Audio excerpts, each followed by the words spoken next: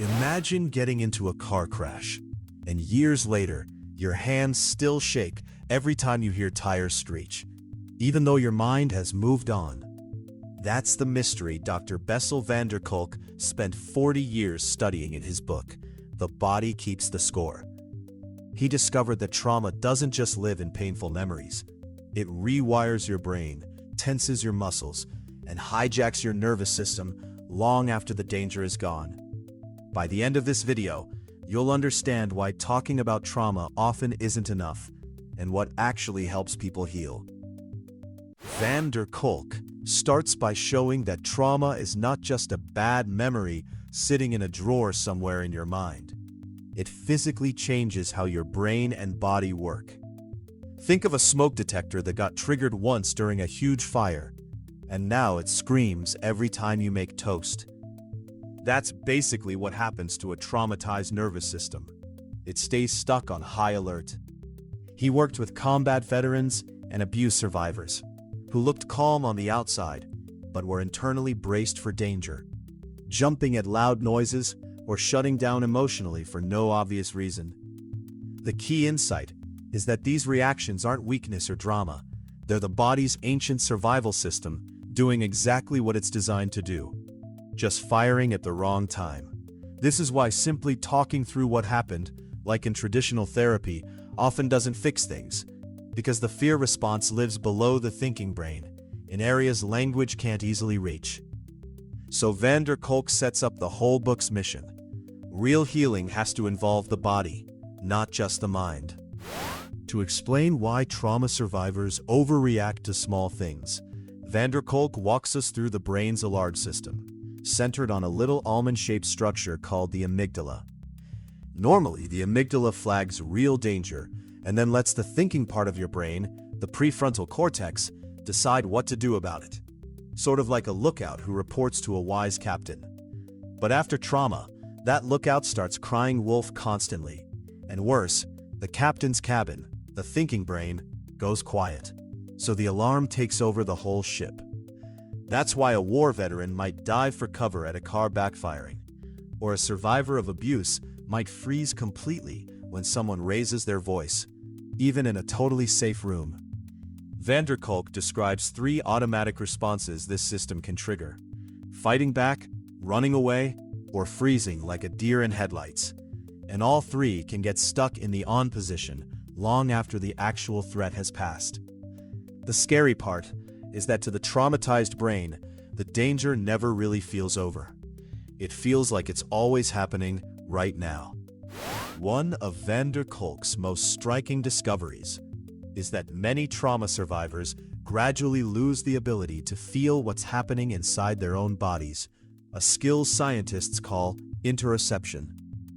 It's like the volume knob for your gut feelings, your hunger, your heartbeat gets turned way down, because paying attention to those sensations once meant paying attention to unbearable pain or fear.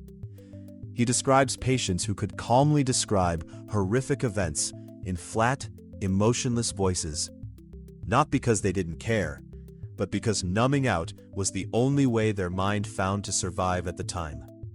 The problem is that this same numbness blocks out the good feelings too: joy, connection, even simple comfort, leaving people feeling empty or like they're just going through the motions of life.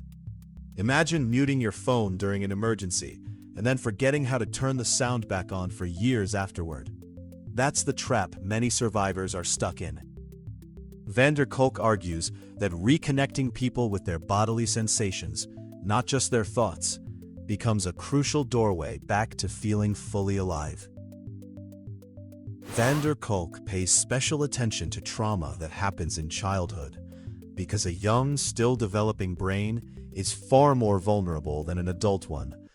When a child's own caregiver is also the source of fear, like in cases of abuse or neglect, the child faces an impossible puzzle.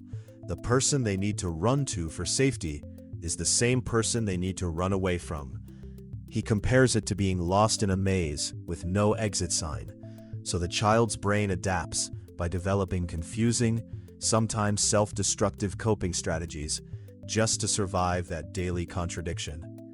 Tragically, These kids often grow up blaming themselves, thinking, "I must be bad," rather than recognizing the adults around them failed them, because blaming yourself at least gives a scared child a sense of control.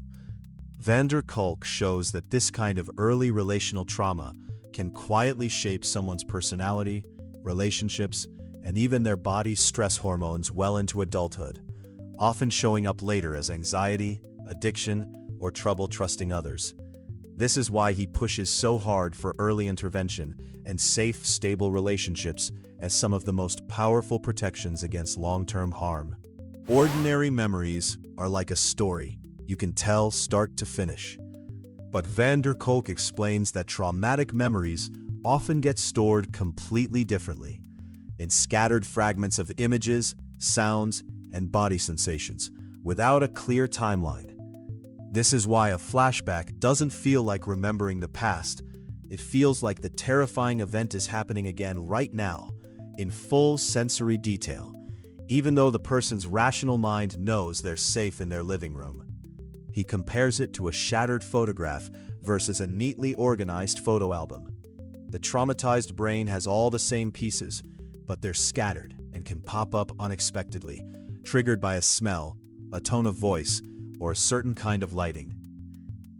Kolk also found that the brain's language center often partially shuts down during extreme trauma, which is why many survivors struggle to put their experience into words at all. This matters enormously for treatment, because it means traditional talk therapy, which relies heavily on narrating your story in order, can hit a wall when the memory itself was never stored as an orderly story to begin with. Since trauma gets trapped in the body, Kolk argues that real recovery has to include body-based approaches, not only conversation. He points to yoga as a powerful tool because slowly, safely noticing your breath and your muscles helps rebuild the broken connection between mind and body, almost like carefully reintroducing someone to a room they used to be terrified of, one small step at a time. Simple practices like deep, slow breathing can directly calm an overactive nervous system, essentially sending a manual all-clear signal to the brain's alarm center when words alone can't get through. He also highlights approaches like theater and dance, which let people physically move through and release tension that's been frozen in their muscles for years, sometimes literally shaking or stretching out old stress the body never got to finish processing. Finally, Kolk discusses neurofeedback, a technology that shows people a live readout of their own brainwaves, so they can practically train their brain toward calmer patterns the way you train a muscle at the gym. Across all these methods, the common thread is the same. You can't just think your way out of trauma. You have to help the body feel safe again too. Kolk also explores newer therapies that surprised even skeptical scientists, starting with EMDR, or eye movement desensitization and reprocessing, where a patient recalls a traumatic memory while following a therapist's moving fingers with their eyes. Nobody fully agrees on why it works, but Kolk suggests it may help the brain finally file away a stuck memory properly, almost like finally closing a book that had been jammed halfway open for years. He also describes internal family systems therapy, which treats the mind like it has different inner parts, a protective part, a wounded part, a fearful part, and helps people approach even their scariest inner reactions with curiosity instead of shame, rather than fighting themselves. Beyond individual therapy, Kolk stresses that safe relationships and community, whether through group therapy, theater programs, or supportive friendships, are often what actually rebuild a survivor's sense of trust in the world.